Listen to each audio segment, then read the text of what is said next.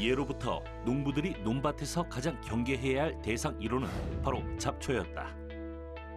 잡초를 얼마나 많이 효율적으로 없애느냐가 부지런한 농사꾼의 척도였는데 아무리 뽑아도 다음 날만 되면 수북이 자라나는 끈질긴 잡초들. 인간이 잡초를 이길 수는 없겠다라는 생각을 하고 그러면 잡초랑 공생해야 되겠다는 생각을 한 거죠. 여기 잡초와의 공생을 꿈꾸고 실천하는 사람들이 있다. 뽑아서 없애기만 하던 잡초를 음식의 재료로 쓰고 농사에 활용하기도 한다. 척박한 공간 속에서도 꿋꿋이 자신의 자리를 만들어가는 잡초. 그동안 우리가 몰랐던 잡초의 가치를 새롭게 살펴본다.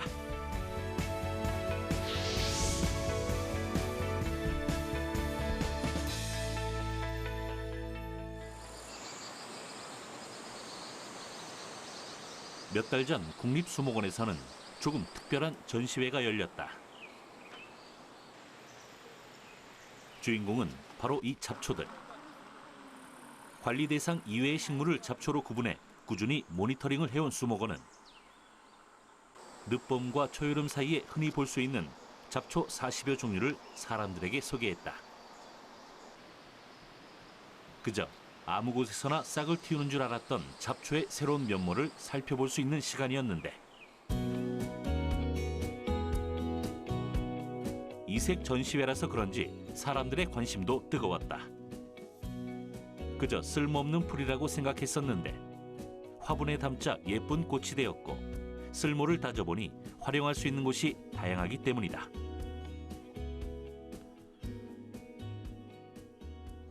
여기는 뭔가요? 수목원 구석구석을 누비면서 잡초를 직접 찾아볼 수 있는 이 전시회는 잡초는 쓸모없다는 고정관념을 깨는 계기가 되기도 했다. 이런 잡초들이 사실은 어떤 식물 자원으로서 가치가 굉장히 무궁하다. 우리가 이제 잡초라는 것 때문에 어떤 경시하는 거지 연구를 해보면 실질적으로 굉장히 자원으로서 가치가 많다라는 거. 뭐 식용이 될 수도 있고 약용이 될 수도 있고 그다음에 이제 저희처럼 정원 소재로서도 가능성이 있을 수 있고요. 그래서 이제 그런 것들을 좀 알려주고 싶어서 이런 전시회를 개최하게 됐어요. 직접 요리를 해서 먹을 수 있는 잡초부터 정원을 가꾸는 데 이용되는 잡초까지. 과연 잡초의 활용도는 어디까지일까? 전시회에서 잡초가 주인공으로 주목받은 것은 우리나라에서는 이번이 처음이라고 한다. 그만큼 잡초에 대한 인식이 바뀌고 있다는 의미일 텐데 그렇다면 잡초란 과연 어떤 풀을 의미할까? 길에서 마주치는 이름 모를 풀들이 진짜 잡초가 맞을까? 잡초라는 용어는 우리 사람의 관점에서 봤을 때 내가 어떤 구역을 관리하고 써서 그곳에서 얻고자 하는 식물에 반대되는 식물들이 잡초라는 것이죠. 근데 뭐 이런 길거리 이런 데서는 잡초라기보다는 이름이 있는 식물인데 단지 내가 이름을 모르고 있을 뿐인 것 같아요. 근데 우리는 그걸 흔히 그냥 잡초다라고 부르고 있는 거죠. 그럼 여기는 뭐예요? 네, 여기는 이제 약용식물원인데요. 그러니까 이제 저희가 여기를 온 이유는 잡초 중에서 약용식물로도 쓰면서 다른 곳에서는 잡초인 식물들이 있어요. 그래서 7, 8월에 볼 수 있는 잡초이자 약용식물인 것들을 이제 볼 수 있는 곳이기 때문에 이곳을 왔어요. 예. 잡초 중에서 먹을 수 있는 풀이 이렇게 많다는 사실이 조금 놀랍기도 하다. 전국의 어디에서나 자생하며 주로 양지 바른 돌 사이에서 많이 자란다는 돌나물.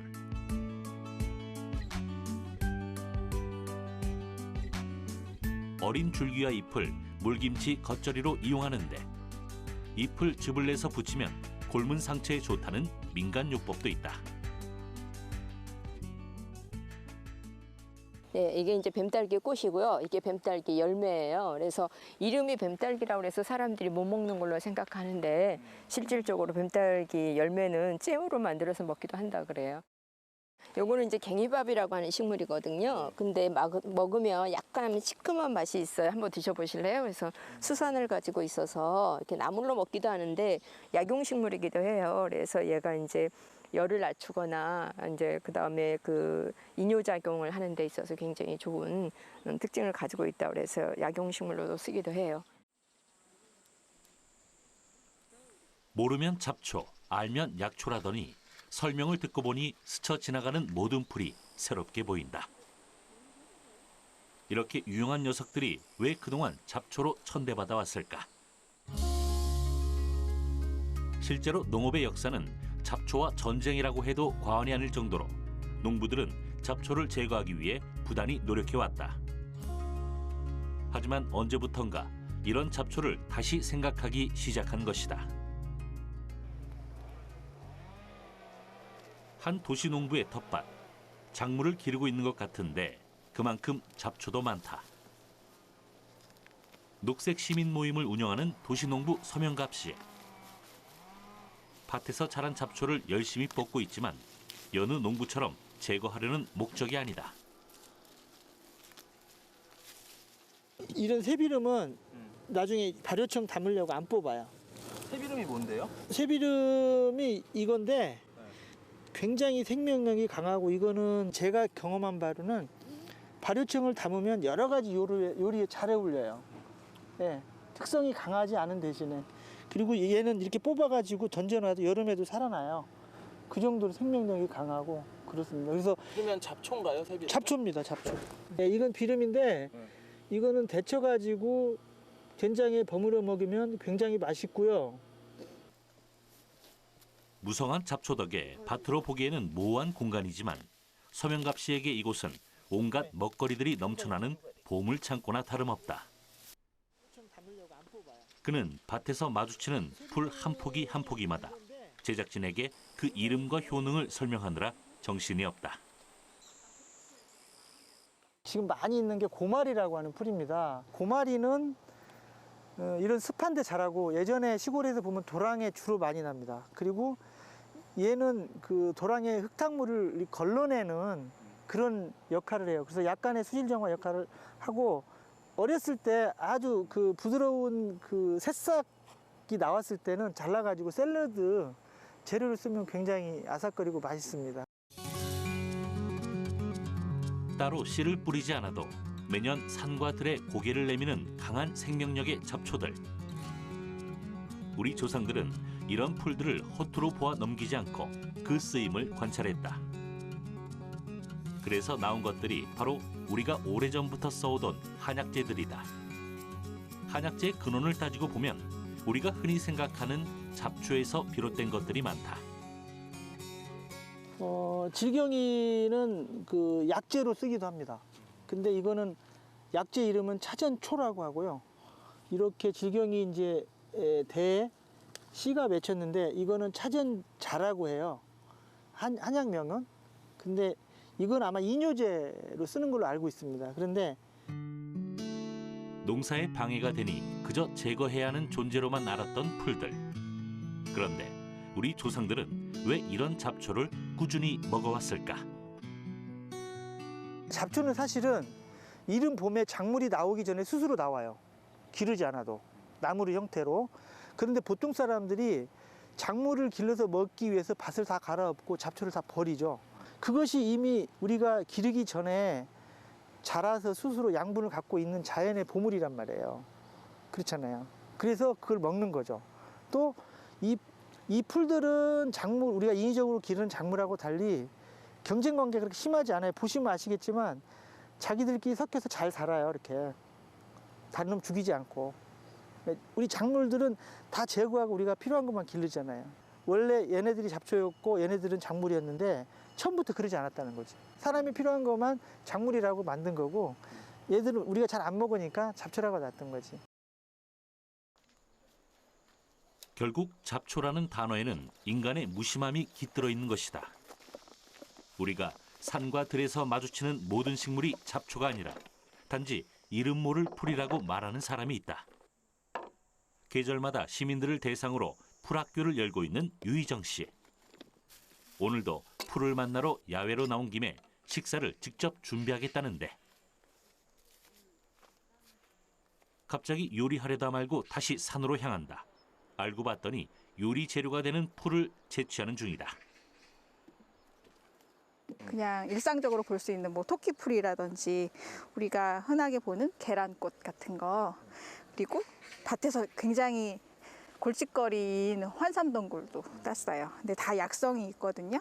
이 개망초도 그렇고 다 약성이 있기 때문에 이걸 이용해서 음식을 만들 수가 있습니다. 동산을 한 바퀴 산책하고 나면 요리 재료가 충분히 확보된다.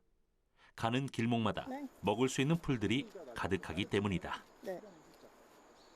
요거는 사실 일본에서는 많이 드시는데 우리나라에서는 그냥 풀처럼 막 자라기도 해요. 많은 분들이 깨하고 들깨하고 많이 헷갈려 하시는데 향은 얘가 훨씬 더 강하거든요. 그리고 이 친구는 방부제 효과가 있어요. 그래서 요리를 하실 때나 뭔가 맛이 바뀔 것 같으면 이걸 넣어주시면 되는데 향이 원체 강하다 보니까 많이 넣으면 이 맛분이 나지 않아요. 그래서 조금만 사용하시면 되고요. 말려가지고 방부제로 쓰셔도 좋은 풀입니다. 사실 일반 사람들 눈에는 다 고만고만해 보이는 잡초. 이렇게 막 자란 풀들을 정말 먹을 수 있는 것일까? 풀이 먹을 게 없을 것 같이 보이지만 꽤 연한 풀들이 많거든요. 지금 되게 없앨 네. 것 같아갖고. 네. 근데 지금 이 시기별로 또 풀들이 지금 나는 친구들이 있어요. 친구들도 지금 먹어야만 약성이 있는 그런 풀들이 있거든요. 지금 제가 따고 있는 거는 이건 명화주라는 풀인데요. 이게 굉장히 그 심장에도 좋고 맛도 굉장히 연해요. 그래서 샐러드로도 좋고 살짝 데쳐가지고 무쳐서 드셔도 좋은데요. 온실 속에서 잘 자란 작물들이 넘쳐나는 요즘 세상에 굳이 잡초를 이용해서 요리를 하는 이유는 뭘까? 자연에서 알아서 스스로 나고 또 스스로 자라면서 그 양분을 스스로 보존하고 그러다 보니까 더 강한 그런 약성이나 또 영양가들을 가지고 있는 것 같아요. 하나 둘씩 풀을 따다 보니 적당한 양이 바구니에 채워진다. 언제 어디서든 구할 수 있는 식재료이기에 먹을 만큼만 따면 재료 준비도 끝났다. 샐러드 요리는 간단하다. 풀을 잘 다듬고 먹기 좋게 잘라서 풀들 사이에서 키운 방울토마토와 함께 접시에 담아내는 것이다.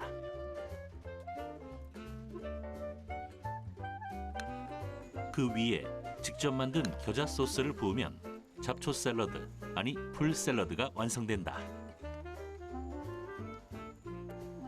보기만 해도 싱싱하고 먹음직스러운데 과연 그 맛은 어떨까?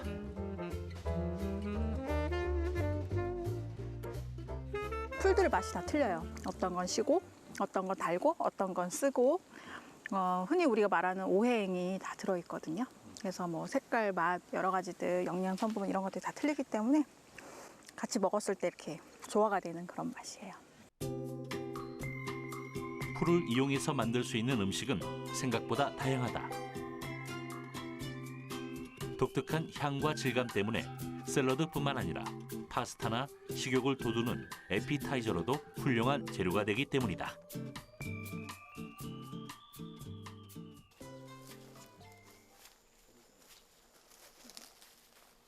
유희정 씨는 풀을 이용해서 조금 특별한 것을 만들어 보겠다고 한다.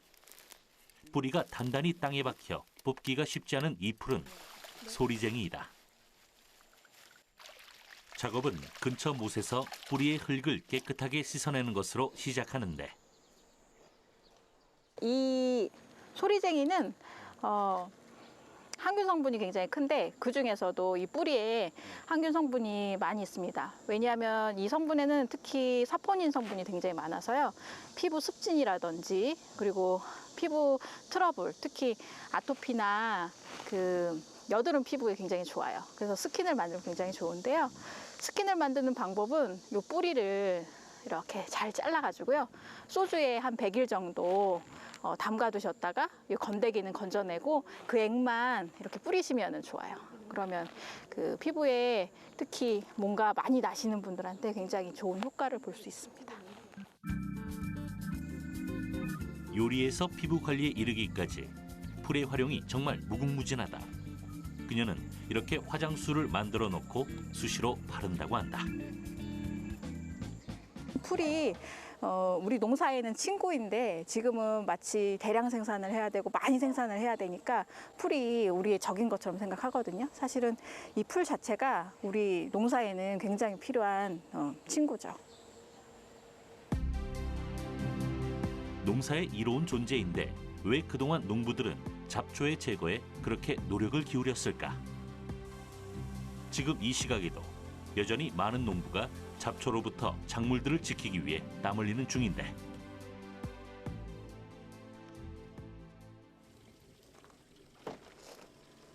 그 와중에도 농사에서 잡초의 중요성을 알아본 이들이 있다. 경기도 양평에서 농사를 짓고 있는 김주진 씨. 그의 농장은 산 중턱에 있다고 하는데 도대체 어디에 작물이 심어져 있는 것일까?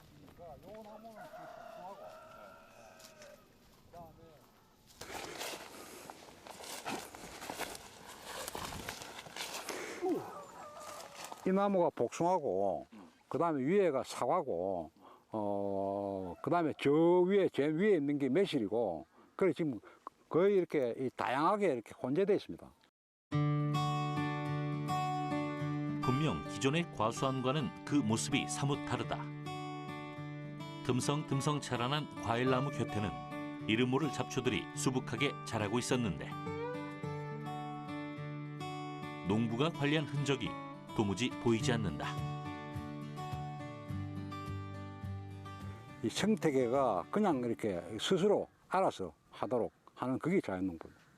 그래서 그렇게 하려고 그러면은 잡초도 있어야 되고 나무도 있어야 되고 그 우리가 인간이 이 필요로 해서 가지고 온 사과나무, 복숭아, 매실 이런 거 외에 원래 이게 생태계가 이렇게 스스로 돌아가도록 인간이 중간에서 이 개입을 해가지고 도와줘야 된다는 얘기죠. 그게 자연농법이죠. 농부가 최소한으로 개입해 자연 그대로의 힘으로 열매를 맺게 하는 자연농법. 비료나 제초 작업이 없어도 깨끗한 잎들이 달리고 탐스런 과실이 맺힌다고 하는데 이게 어떻게 가능할까? 반점 낙엽병, 그다음에 검은 별물병 해가지고 어떤 이 균이 잎을 공격하면은 균이 전체를 퍼져 잎을 떨어뜨리고 그 잎이 또 번져가지고 잎을 떨어뜨려 가지고 지금 시점에는 뭐 잎이 굉장히 피해를 많이 입는 경우가 있는데 우리 여기 보면은 여기 있네. 자 이것도 균이 공격을 했는데 이 나무가 이 자생력이 있고 면역력이 있고 건강하기 때문에 이 균을 물리치기 위해 가지고 노란 물질이 나옵니다. 여기에. 이게 이제 우리가 전문 용어로 얘기하면 파이토케미칼 항산화 물질 뭐 이런 거라고 얘기하는데 그게 나와 가지고 요 부분만 동그랗게 해가 떨어져 버린다고. 그래서 이 지금까지 잎이 약을 안 쳐도 굉장히 건강하게 광도 나면서 달려 있다 이런 얘기죠.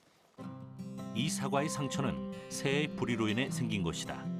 사과는 스스로 상처를 치유하기 위해 항산화 물질을 만들었다고 한다.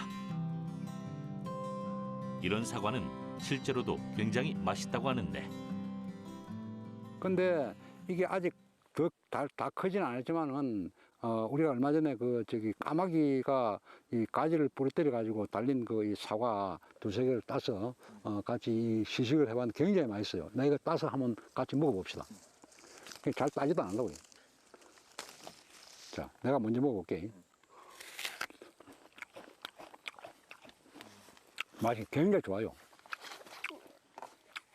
익지 않았지만, 그죠?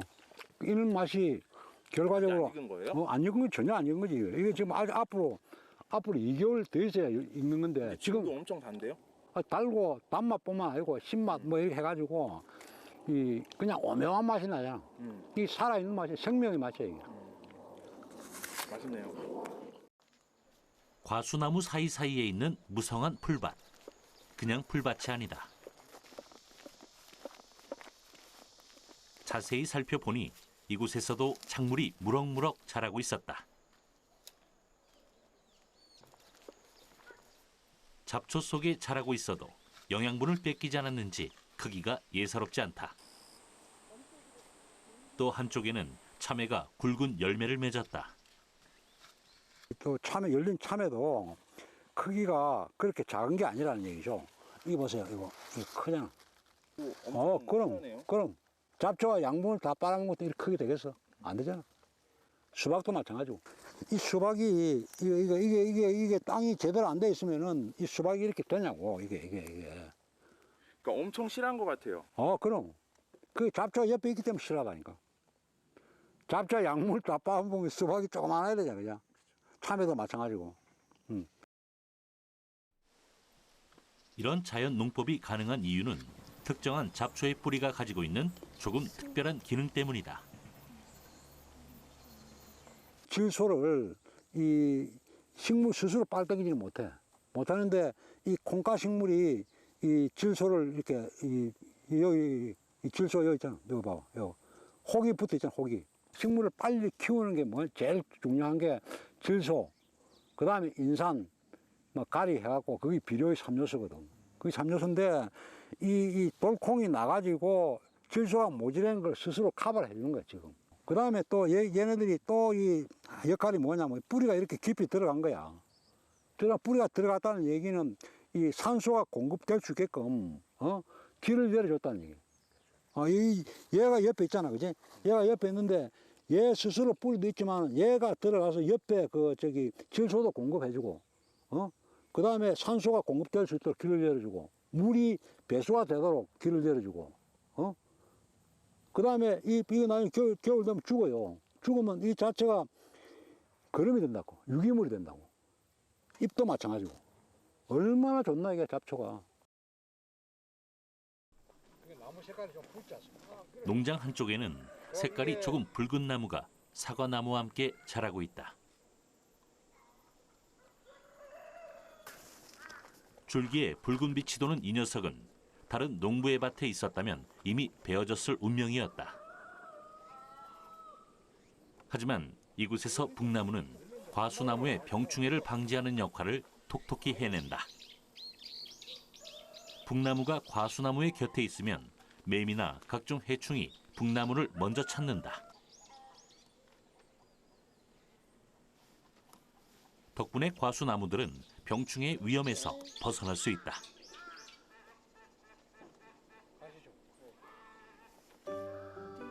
약을 치지 않아도 이렇게 빛깔 좋은 과일들을 얻을 수 있는 이유, 잡초를 이용한 농부의 지혜 덕분이 아닐까. 잡초가 옆에 함께 자랐을 때 땅을 아주 부드럽게 만들어요. 그리고 잡초가 광합성을 해서 얻어내는 영양분 중에서 일부는 내가 키우는 작물에게도 또 주고, 서로가 이렇게 밸런스를 맞아야지 그 밸런스를 우리가 다 깨버리는 거야. 그러니까 결국은 보통 농사 지을 때 보면 비닐 멀칭들을 하잖아요. 멀칭을 해서 잡초가 못 나오게 하죠. 바로 그것은 그 수많은 양분 중에서 다 차단을 시켜버리고 내가 주는 것만 먹고 빨리 커라. 빨리 크는 과정에서 굉장히 작물 자체가 식재료가 굉장히 약화되어 있는 거예요. 잡초가 작물보다 더 튼튼한 생명력을 자랑하는 이유가 바로 여기에 있다. 자연의 틈에서 자유롭게 자라다 보니 영양분을 골고루 흡수하게 되는 것이다. 식재료로서도 손색이 없을 만큼 양분이 풍부하다. 이게 생명력이 굉장히 강한 거야. 그러게요. 돌밭에서도 이렇게 나와요. 그러니까 이게 원래 자생지가 이 돌밭이야. 몇 년 전 와송씨를 뿌려놓고 한참을 잊고 있었는데 돌밭에서도 저절로 자라났다. 굵고 튼실한 줄기는 더는 잡초라고 부르기가 미안할 정도다. 김주진 씨는 와송을 캐오는 길에 무성하게 자라난 고들빼기도 조금 뜯어간다. 이렇게 뜯어도 며칠 뒤면 다시 수북이 자라날 것이다.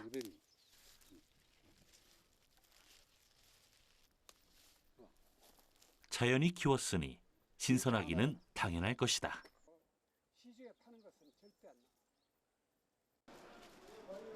김주진 씨는 이렇게 수확한 잡초들을 자신이 운영하는 레스토랑으로 가져온다. 자연 농법으로 키운 작물들로 건강한 밥상을 나누고 싶어서 운영하기 시작한 이곳은 건강식을 원하는 어르신들이 자주 찾곤 한다.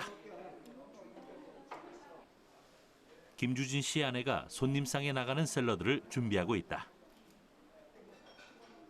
밭에서 공수해온 신선한 재료를 잘 씻고 다듬기만 하면 음식 준비는 끝난다. 가만히 보니 재료가 낯이 익는데 와송과 고들빼기, 잡초가 곁들여진 샐러드이다. 어떻게 먹어볼 수 있어요? 그냥 이렇게 해가지고요. 그냥 소스 있죠. 그냥 끼워서 생으로 그냥 그대로 신선하게 그냥 먹는 거예요. 손님들은 이런 거 주시면 어떠해 하세요? 너무 좋아하죠. 예, 건강밥상이라고 너무 좋아하세요. 그냥 가실 적에는 보약도 잘 먹고 간다고 그러면서. 그럼 잡초 샐러드를 직접 먹어본 손님들의 반응은 어떨까? 이거를 먹으면 이제 금년 여름 건강에는 문제가 없겠다.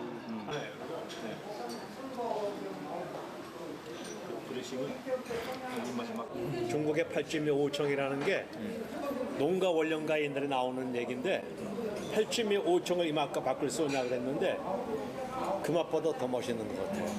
새콤달콤한데 씹고 나서 뒷맛이 아주 일품이에요. 뒷맛이 새콤하면서도 신선해요. 아주. 난 그렇게 말하고 싶은데 야채에서 우러나는 깊은 맛 그런 게 있어. 잡초를 활용해서 농사를 짓는 농부가 또 있다고 해서 찾아간 곳은 충남 홍성. 8년 전 귀농한 금창영 씨 부부는 제철에 농산물을 생산하는 유기농 노지 재배를 고집하는데 농사의 1등 공신은 바로 이 잡초라고 한다. 하지만 무작정 잡초를 작물과 함께 키우는 것이 아니다. 지금 무성이 자란 잡초를 부지런히 베고 있기 때문이다. 그때는 사람 많이 왔어요. 특이한 점은 이렇게 베어낸 잡초를 버리는 게 아니라 그대로 밭에 덮어둔다는 것이다. 잡초로 푹신하게 뒤덮인 밭. 여기에 고구마가 자라고 있다. 고구마는 줄기가 뻗어 나가야 되는데 풀이 있으면 잘 못 뻗어요. 그래서 주변에 이제 고구마가 자라는 주변에 있는 풀들을 이렇게 베주면 고구마가 이제 어느 정도 자라서 이 주변을 이렇게 덮게 되면 그다음에 이제 풀에 장애가 안 되니까 이렇게 한 번만 베주면 그다음에는 이제 작업을 안 해도 되죠. 이 밑에 보니까는 네. 이렇게 뭘 깔아놓으셨네요, 고구마 그렇죠. 밑에. 왜냐하면 그 옆에 보시는 이제 콩과 이렇게 비교해 봤을 때 콩은 이렇게 주변에 이제 풀이 어느 정도 있어도 크게 장애가 안 되지만 고구마는 풀이 있으면 좀 힘들어해요. 그래서 이제 풀을 좀 제어하기 위해서 이제 이걸 좀 깔아준 거죠. 잡초 활용법은 작물의 특성에 따라 다른데 고구마를 키울 때는 잡초를 베어 푹신하게 바닥에 깔아주고 그 위에 고구마를 올려주면 잘 자라난다. 그러니까 풀이 지금까지 우리가 봤을 때 농사에서는 풀이 우리의 적이었죠. 없어져야 될 대상이었는데 제가 생각해 보면 저희가 이제 깨달은 거는 그 풀하고 작물하고 이렇게 어울려서 자라면 그 작물도 충분히 잘 자랄 수 있고 농사를 짓는다는 게 여러 가지 생명들을 살리는 건데 이렇게 풀이라는 이유로 계속 뽑아서 말려서 죽인다는 게 썩 뭐 기분이 개운하지는 않더라고요. 근데 이제 이렇게 해도 고구마가 자라는데 크게 장애가 안 되고 그리고 요 사이에 풀이 나더라도 고구마가 돋고 나면 풀이 세력이 별로 크지 않으니까 작물을 죽이지 않아도 되니까 풀을 죽이지 않아도 되니까 마음도 좀 편하고 그리고 작업하기도 되게 수월해요. 훨씬 빨라요. 이렇게 뽑아서 일일이 뽑아내는 것보다 이렇게 베고 바로바로 이렇게 지나갈 수 있으니까 속도가 빠르니까 일을 제어할 수 있다는 생각이 드는 거죠. 잡초의 활약은 이뿐만이 아니다. 베어낸 잡초를 밭에 잘 깔아두기만 해도 농작물의 뿌리를 보호하고 땅 온도를 유지할 수 있다. 일명 바닥 덮기 작업. 요즘엔 멀칭 작업이라고 한다. 풀을 베주는 게 또 저 짚을 덮는 것처럼 멀칭 효과가 있잖아요. 그래서 땅이 이렇게 드러나지 않으니까 수분도 좀 유지해주고 해서 작물한테 좀 도움이 되기도 하죠. 사실 멀칭을 하는 가장 큰 이유는 잡초 방제라고 한다. 잡초를 하나하나 뽑기 힘드니 비닐로 덮어버린 것이다. 물론 보온과 보습이 되니 작물의 생육을 좋게 하는 요인이 된다. 하지만 비닐로 인한 오염은 물론 자연재해로 멀칭이 찢어지는 경우 낭패를 보기도 한다. 잡초를 활용한 멀칭법은 그 단점까지도 보완할 수 있다.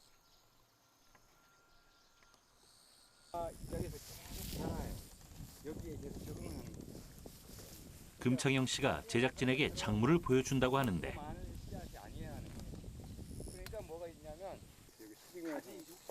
작물 상태가 매우 건강한 것을 볼 수 있다.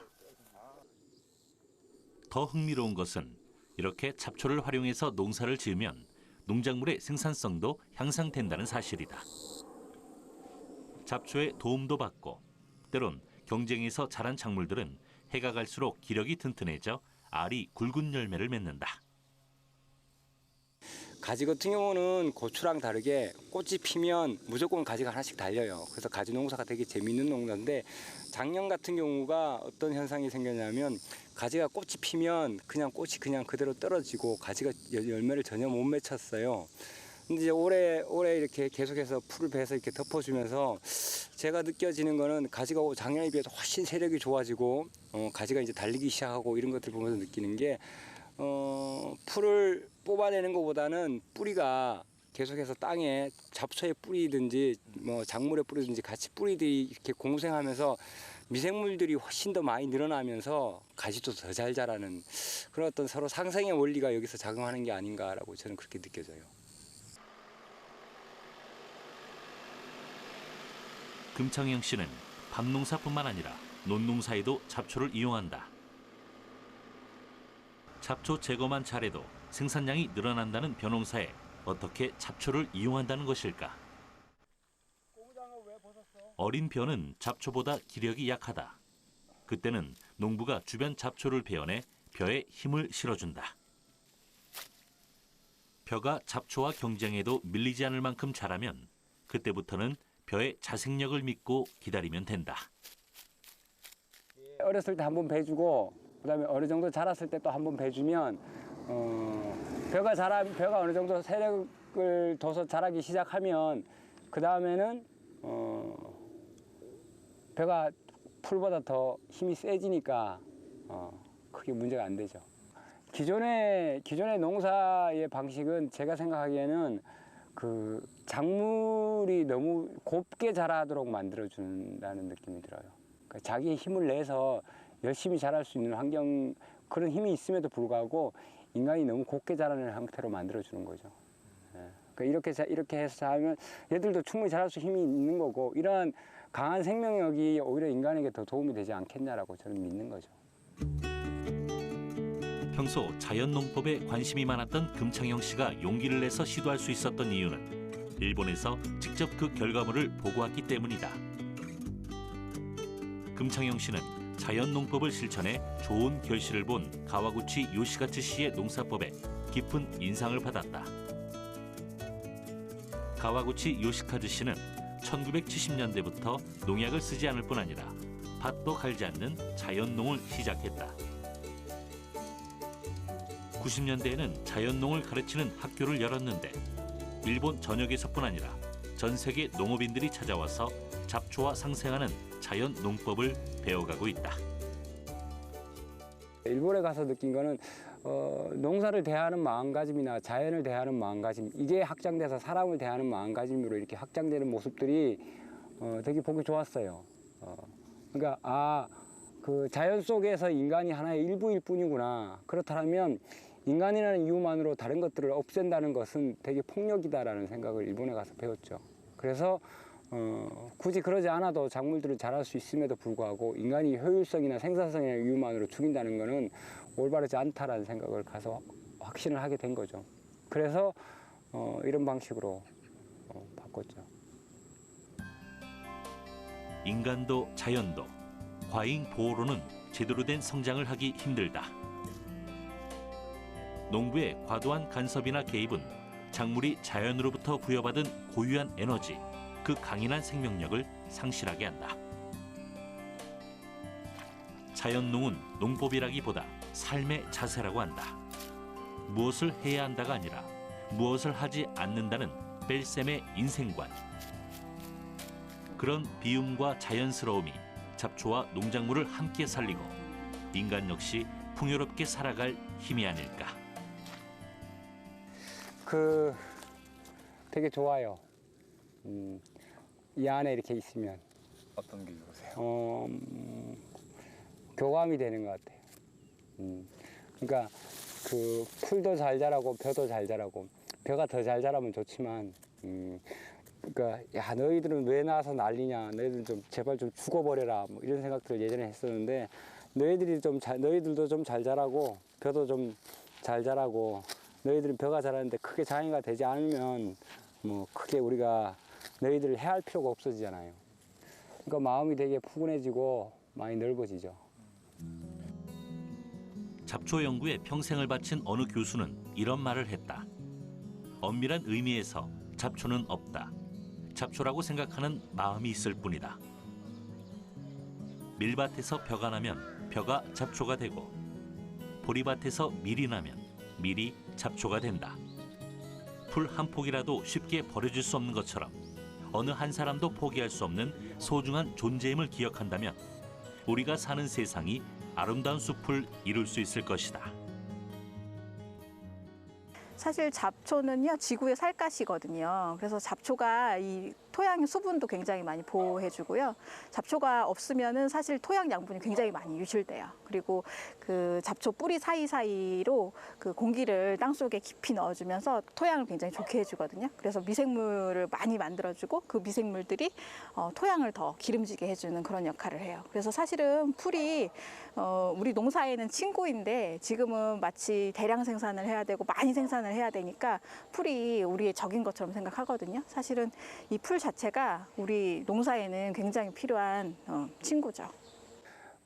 잡초랑 공생해야 되겠다는 생각을 한 거죠. 그럼 잡초랑 공생해서 잡초의 도움을 받으면서 농사를 지면 오히려 더 좋지 않겠냐. 왜? 잡초는 생명력이 아주 강하고, 그러니까 작물보다는 훨씬 더 힘이 세니까 작물하고 잡초와의 관계를 어떻게 적절히 조화를 이루면 인간에게 훨씬 더 이롭게 이용할 수 있지 않을까라는 생각을 한 거죠.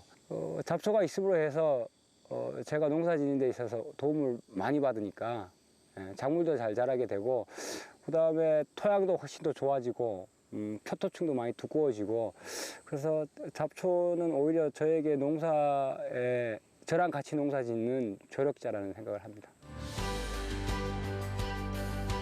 자연에 존재하는 모든 생명은 각기 어떤 사명을 띠고 태어난다. 매일 마주치는 풀들, 작고 때론 보잘것없어 보이는 그 생명들. 하지만 그런 흔한 것을 귀하게 여기는 순간, 잡초는 우리의 삶을 흥미롭고 풍요롭게 만드는 소중한 존재가 될 것이다.